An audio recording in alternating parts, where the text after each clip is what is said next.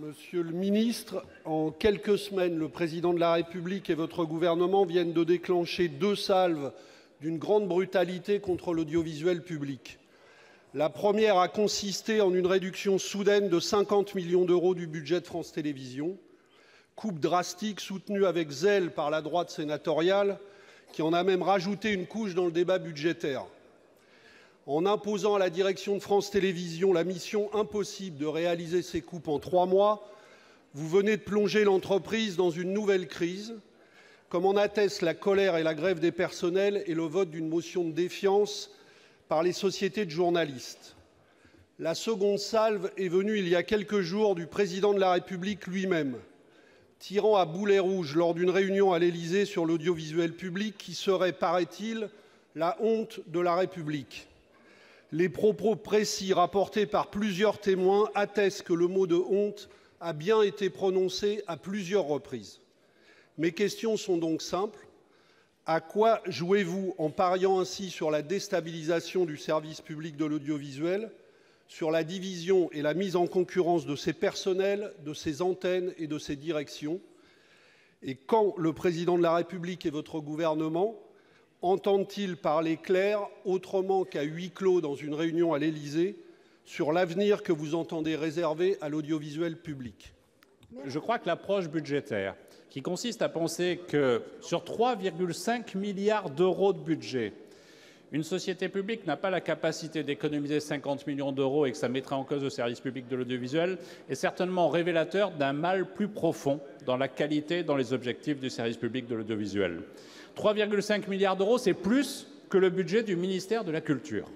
Et donc je pense effectivement qu'on peut demander à l'audiovisuel public de contribuer à l'effort de redressement de nos comptes publics à hauteur de 50 millions d'euros. Et on peut aussi considérer que finalement tout va bien et qu'il ne faut rien faire. Eh bien non. Quand on regarde les objectifs assignés au service public, et nous sommes, je crois, ici tous attachés aux ambitions du service public audiovisuel, parce qu'il nous accompagne du matin de notre quotidien jusqu'au soir tard. Ces défis sont nombreux. Le premier, c'est reconquérir la jeunesse qui se détourne des médias traditionnels. Le second, c'est investir massivement dans la transformation numérique. Ensuite, c'est investir dans les contenus de qualité pour mieux se distinguer dans une offre abondante. Et c'est enfin être le garant d'une information de référence et du pluralisme des opinions, tout en jouant, et c'est la différence avec le privé, la carte locale, celle de la proximité pour faire vivre nos territoires et leur identité. Alors on peut soit considérer que tout va bien et que les objectifs seront atteints, soit on peut considérer que ces objectifs ne sont pas aujourd'hui atteints et que la qualité de l'offre du service public audiovisuel n'est pas au niveau. Et c'est la raison pour laquelle la ministre de la Culture ne travaille pas dans le huis clos d'une réunion, mais elle réunit régulièrement, et elle réunira à nouveau le 21 décembre, l'ensemble des dirigeants de société pour évoquer avec eux les projets de réforme et de transformation en profondeur que le gouvernement portera dans quelques semaines. Je vous remercie. Merci, Monsieur le ministre. Monsieur le ministre, vos propos rassurants ne me rassurent pas. Et vous n'ignorez pas que l'économie de 50 millions qui a été demandée n'est pas, et de loin, la première qui est demandée à l'audiovisuel public. Vous dites vouloir sauver le service public, mais en vérité, vous en faites la cible.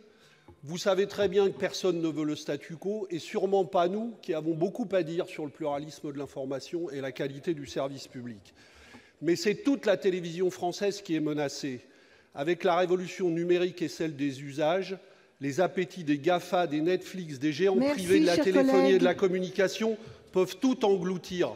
Et pour sortir de cette situation, l'audiovisuel public aura besoin de moyens. L'austérité pourra tuer le service public si vous continuez comme ça.